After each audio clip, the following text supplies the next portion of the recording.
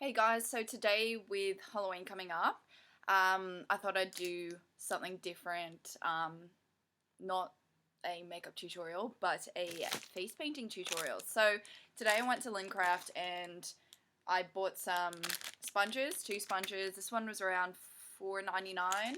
I then bought some paintbrushes as well. So you have your pointed brushes, your big one, your small one. I'll actually take them out for you. Hold up, just put it up. So going from this side first, your large pointed one, your flat brush as well, your angle brush, and this one's kind of like a dome shape, and again another flat one, a small one, and just this tiny angle brush as well, just to do fine lines. This one was around $14.99 as well. These are synthetic hairs, I'm assuming. Yeah.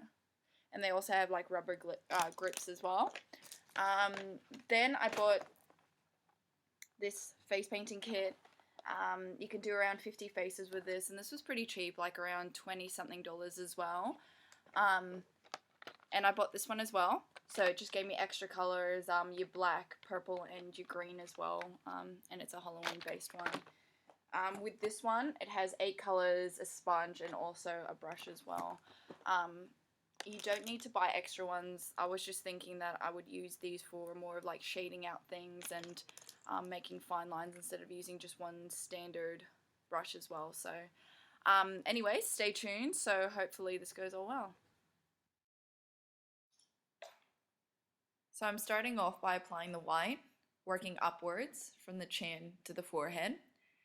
You're going to be doing numerous coats as well. And here I'm using also a powder brush just to buff in the product. So what you want to take into consideration is not over wetting the sponge when applying the second layer, just because this can strip off the first layer, seeing as these products are water-based face paints.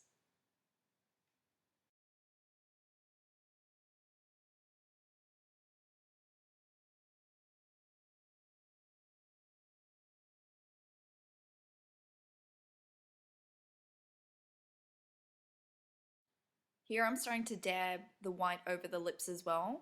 You do want to cover all that pink area around the lips. Alright, so taking a thin pointed brush, you're going to start outlining the eye.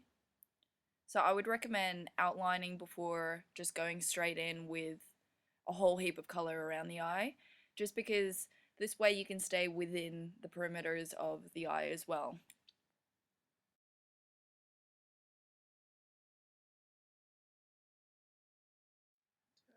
I'll now take the flat, thick brush and paint in the circle.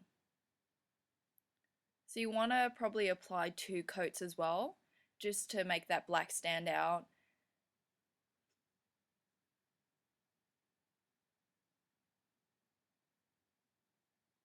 So I did keep my liner on as well. That way I wouldn't have to apply any black within the eye. I took some Napoleon Purtis China Doll Equinox eyeliner and also lined my waterline. So now, once you're finished the second eye, you want to start to create the brow contours. Here I'm taking the thin brush and drawing. Now shading using a flat brush outwards. So that just creates dimension within the eye. Now I'm creating dimension down the nose as well, and shading as well. Remember that shading is key when creating this look. I now took the thin brush, and I'm now creating the nose as well, creating 2 peaks up the top, and coloring it in using the thicker brush. So you can use a thin brush as well, this just saves time.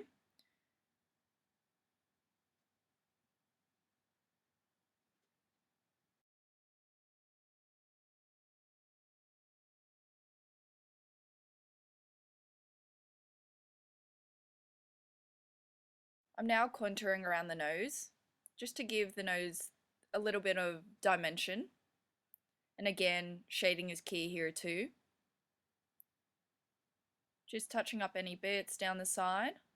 I'm now outlining around the eye. And using a flat brush to shade off that line as well. I'm using a flat brush again to just create more shadow around the face.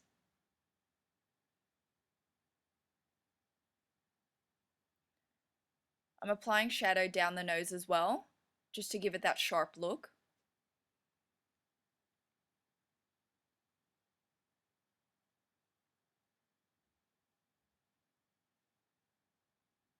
Now applying some contour down my forehead, the sides of my forehead, and using a flat brush, I'm bringing that product out. Now creating contours on the cheekbone, and again shading out using a flat brush. And I used a shading brush and applied some black matte eyeshadow as well, just to help with the shading. You'll find that sometimes with the black paint it can strip off that white layer, so by applying powder it's a lot easier as well. I'm going over all the shadowing just to intensify it as well.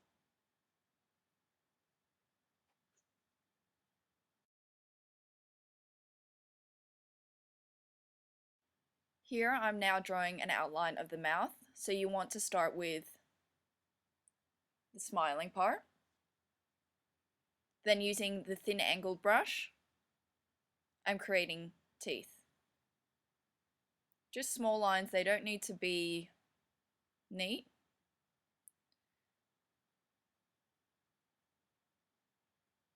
So using the pointed brush, I created that circle look up the top of the teeth. I'm now using the flat brush to shade it outwards. So then I applied some black in my inner mouth, and I did the same to the bottom.